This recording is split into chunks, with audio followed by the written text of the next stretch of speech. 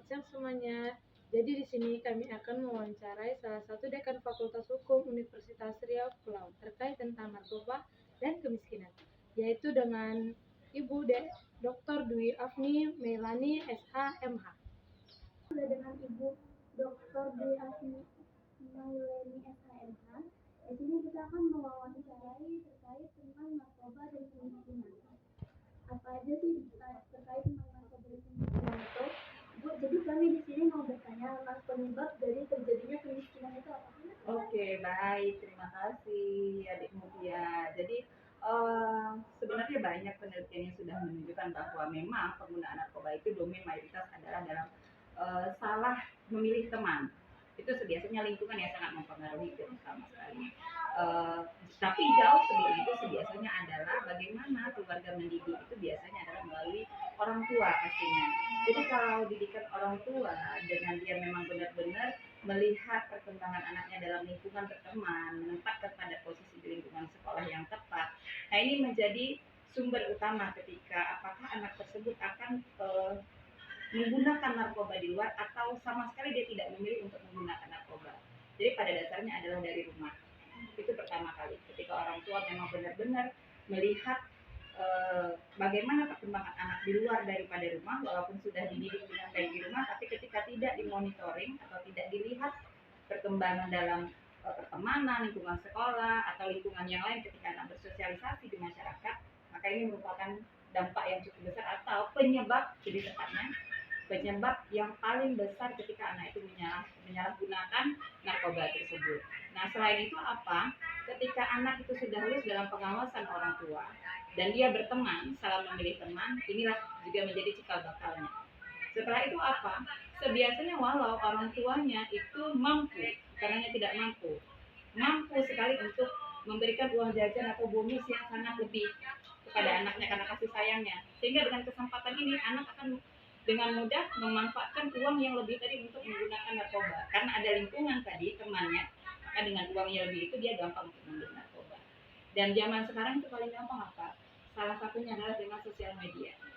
Jadi dalam perkenalan di sosmed pun ternyata by the risetnya itu mempengaruhi juga penyalahgunaan. Bertemu ternyata klop dan ternyata ada hal asik dari teman kenalan baru tersebut yang akan mengarah ke sana gitu. Walaupun ini merupakan angka yang termasuk minoritas bukan mayoritas dalam hal penyebab penyalahgunaan narkoba. Tapi jauh lebih daripada itu semua adalah bagaimana ukuran ilahiyah atau ketuhanan lebih tepatnya, bahwa memang dalam Pancasila kita kan harus ada ketuhanan yang Maha Esa. Jadi ketika anak itu dicekoki dengan urusan agama, maka dia fondasi imannya kuat dengan bagaimanapun lingkungan mempengaruhinya, dia akan tetap ada ketuhanannya sehingga tidak mempengaruhi bentuk-bentuk narkoba tadi kah atau bahkan di luar daripada itu penyalahgunaan gadget juga termasuk salah satunya karena dampak buruk yang sekarang di era zaman sekarang adalah penyalahgunaan gadget juga merupakan hal yang berdampak negatif pada perkembangan anak. Menurut saya itu ya. Terus selanjutnya tentang dampaknya apa sih? Ya, dampaknya sangat berpengaruh pada. Nah, ini sebenarnya yang harus dipikirkan oleh semua orang tua. Ketika anak sudah menggunakan narkoba, maka dampaknya adalah pada bagaimana ia berkehidupan selanjutnya.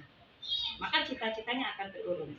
Dampak berikutnya apa? Dia akan dikucilkan dari sosial masyarakat karena dianggap merupakan satu virus atau penyakit di masyarakat.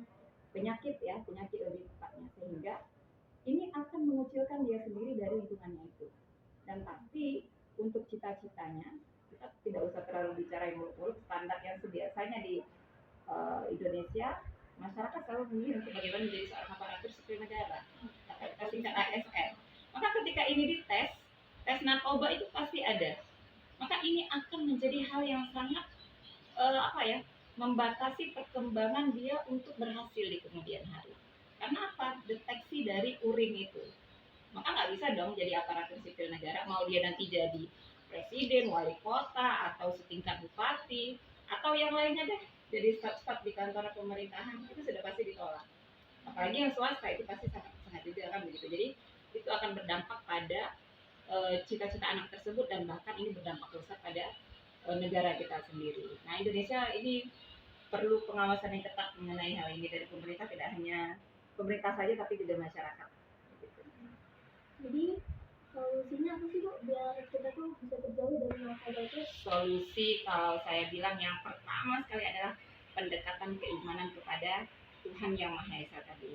Jadi umat muslim adalah bagaimana cara meningkatkan amal ibadah kita kepada Allah Subhanahu wa taala supaya apa? Dengan ukuran ilahiyah itu, maka otomatis kita terlindungi, terlindungi dan terbentengi tidak hanya narkoba, termasuk juga dalam eh, seks bebas, kemudian penggunaan yang mudaratnya banyak sekali sebenarnya di situ. Kalau kita salah dalam menggunakan gadget juga akan berdampak negatif, bahkan lebih daripada narkoba. Narkoba itu kita membeli. Kalau ini bahkan dengan gratis dikasih orang tua handphone, kemudian ada wifi, kita bisa melihat segala macam yang bahkan itu sebenarnya tidak bermanfaat bagi kita. Nah, jadi dalam narkoba itu sendiri adalah ketika kita yang dengan salah penyalahgunaan tadi, solusinya satu tadi ketuhanan tadi, pendekatan ilahiyah. Kedua adalah pendidikan. Pendidikan ini tidak hanya didapati dari formal, tapi non formal juga sangat penting. Pendidikan siapa yang pertama sekali adalah orang tua lagi.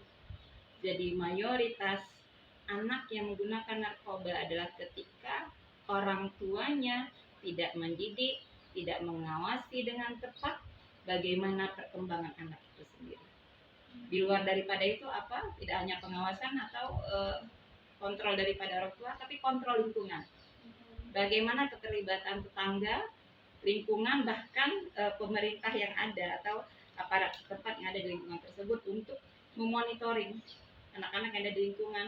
Kalau ternyata sudah terlihat gelagatnya ada narkoba atau ada calo-calo narkoba yang akan menjual di dalam lingkungannya, maka ini harus benar-benar diawasi. Dan pendidikan sangatlah penting, baik di sekolah, pendidikan yang kita ketahui ada SMP, baik di swasta maupun negeri, dan selanjutnya apa, non formal, ikut di tingkat remaja masjid atau kegerejaan. Ini perlu ditanamkan supaya apa, ukurannya tadi ketuhanan.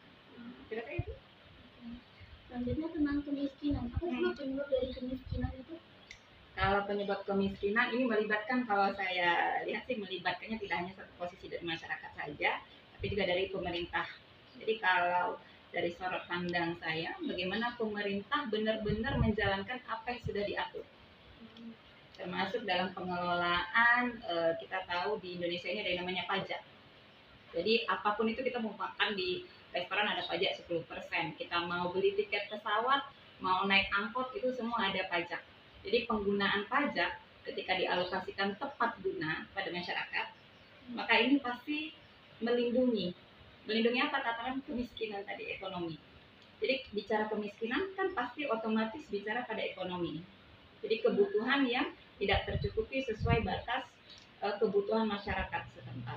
Maka ini menjadi penting adanya distribusi yang tepat dari pemerintah untuk mengalokasikan apakah sumber dananya tadi dari pajak atau yang lainnya. Itu yang pertama. Yang kedua apa? Kalau saya bilang sih masyarakat Indonesia ini punya waktu 24 jam yang mayoritasnya 8 jam itu seharusnya benar-benar kerja maksimal. Tapi ternyata dari 8 jam kerja itu bahkan hanya mungkin 2 atau 3 jam saja yang memang benar-benar digunakan untuk bekerja. Nah, ini yang perlu memang benar-benar dikelola oleh masyarakat untuk bagaimana dia bisa menghasilkan sesuatu untuk dirinya sendiri. Sehingga angka kemiskinan itu bisa tertekan. Turun dengan apa? Ya kita memang harus ya kalau orang barat menyatakan time is money begitu. Nah, kalau pikir kita seperti itu, maka otomatis akan menekan angka kemiskinan. Seperti orang Jepang juga yang berpikir bahwa hidup itu seperti robot, sehingga mereka mengeluarkan ide-ide kreatif yang bahkan mungkin jam tidurnya pun di kantor, jam tidurnya pun di sekolah, karena apa? Terbiasa untuk sebagai orang yang bisa menghasilkan pundi-pundi uang, bekerja, dan memang untuk bagaimana caranya dia jangan sampai miskin. Itu yang paling penting. Dan yang lebih daripada itu adalah penggunaan waktu sebenarnya. Menurut saya, jadi kita tidak boleh banyak bermalas-malasan karena waktu itu tidak terasa berjalan. Kalau tidak dimanfaatkan sebesar-besarnya, karena apa? Masyarakat sebenarnya punya banyak peluang untuk bisa menghasilkan uang, apalagi zaman sekarang. Itu dengan jual tisu aja itu bisa melalui online. Ada lokasi yang punya wifi gratis, bahkan yang anak-anak zaman sekarang itu cerdas sekali bagaimana dia menjual sesuatu yang menghasilkan uang dengan cara bahkan penggunaan wifi yang gratis tadi. Gitu. Nah, kemudian apa? Lahan, kalau di kampung-kampung itu lahan banyak sekali yang mungkin terlantar karena apa? Anak zaman sekarang berpikir bagaimana transmigrasi ke kota, tidak mau di kampung. Jadi sehingga lahan yang kosong itu tadi yang tidak dikelola dengan baik ini juga memunculkan angka-angka penghasilan yang rendah. Kenapa? Karena ke kota pun ternyata dia tidak bekerja. Ternyata malah menjadi pengangguran di tengah kota. Karena apa? Di kota banyak sekali saingan dari bahkan di tingkat di level contoh lulusan SMA. Saingannya sudah banyak sekali. Dan ini yang butuh pelatihan diri di tingkat non formal tadi, apakah dia harus les komputer, bahasa Inggris dan lain sebagainya untuk menyiapkan hard skillnya, tidak hanya soft skill tadi saja didapati dari pendidikan akademiknya di sekolah. Ada nggak sih Bu hubungan antara narkoba dan kemiskinan tadi itu? Oh pastinya sangat berkolaborasi. Ketika anak yang hidup dalam tingkat kemiskinan yang rendah, maka tingkat stresnya akan tinggi. Jadi cara pengelolaan tingkat stres itu yang dia tidak dapat solusinya. Yang salah satu mungkin dicarinya solusi termudah adalah dengan penggunaan narkoba. Jadi otomatis ada yang cekokin dengan gratis tawaran sebiasanya. Itu yang tahapan paling awal adalah dia diberikan secara gratis oleh temannya tadi. Maka dia nikmati itu begitu enak dan dia tidak memikirkan hal-hal yang memusingkan sebelumnya. Maka otomatis inilah bagaimana cara dia, bahkan ada yang dengan mengemis, bahkan mencuri, yang menghalalkan segala cara untuk dia bisa menghilangkan stresnya. Jadi sangat terhubung angka kemiskinan yang tinggi dengan penggunaan narkoba yang tinggi. Ada nggak sih Bu saran buat para remaja ini, buat generasi muda ini terkait dengan itu? Pasti waduh ini luar biasa kalau bicara generasi yang terkini lah saya bilang ya, Gen Z ya, generasi Z tepatnya. Ini generasi yang paling mudah gampang stres, gampang ngeluh karena apa? sedikit waduh, padahal itu banyak peluang solusi yang bisa dilakukan oleh anak generasi Z yang sekarang. Satu yang pertama tadi kalau saya perlu tekankan adalah pendekatan religius, pendekatan keagamaan. Itu sangat memfondasi dalam kehidupan, baik tidak hanya dalam sekolah, lingkungan, dan pasti untuk masa depan nantinya. Kemudian apa? Kedua adalah bagaimana mematuhi nasihat orang tua. Karena biasanya cerewetnya orang tua adalah untuk kesuksesan anak di kemudian hari. Ketiga, jangan gampang terlena dengan dunia persahabatan dan pertemanan. Kadang-kadang kalau salah pilih bisa menjerumuskan. Dan jangan gampang menggunakan gadget tanpa menilai dengan jeli kemanfaatan dari penggunaan gadget itu sendiri. Karena gadget ini kan sumbangsih terbesar untuk kita membuang waktu, menyia-nyiakan waktu, dan ternyata hal itu adalah yang sama sekali tidak berfungsi apapun untuk masa depan. Jadi memilih lingkungan ketuhanan tadi yang paling tinggi, lingkungan yang tepat, nasihat orang tua pastinya itu yang paling utama. Dan hati-hati zaman sekarang itu kalau saya bilang semua kesempatan banyak sekali di dalam penggunaan gadget itu sendiri. Bisa jadi karena kita loose, tidak sadar diri, ternyata melihat update status, melihat seksualitas yang luar biasa saya lihat di situ tanpa ada batas bisa dilakukan oleh anak remaja zaman sekarang. Bahkan tawaran-tawaran untuk menggunakan narkoba dan segala macam itu banyak sekali kesempatan di situ yang mudah-mudahan harapnya sangat besar untuk generasi bangsa pastinya ya. Ini yang akan calon-calon presiden, wali kota, calon-calon pemimpin bangsa pastinya, untuk itu tadi yang harus benar-benar dijaga dengan baik. Saya rasa itu. Baik, terima kasih. Iya. Baik, sama-sama semoga Baik, sama-sama semoga sukses dan nanti jadi generasi bangsa yang benar-benar unggul ya, jauh daripada narkoba dan jangan sampai miskin gitu. Karena apa, sudah mengenyam pendidikan yang dan luar biasa seperti ini bisa mengetahui apa itu dampak dari kemiskinan tadi untuk dalam penyalahgunaan narkoba tadi ya. Terima kasih. Terima kasih Bu. Sama-sama. Iya. Demikian wawancara kita dengan Ibu Dr. Dwi Agni Mailani SHMH terkait tentang kemiskinan dan narkoba.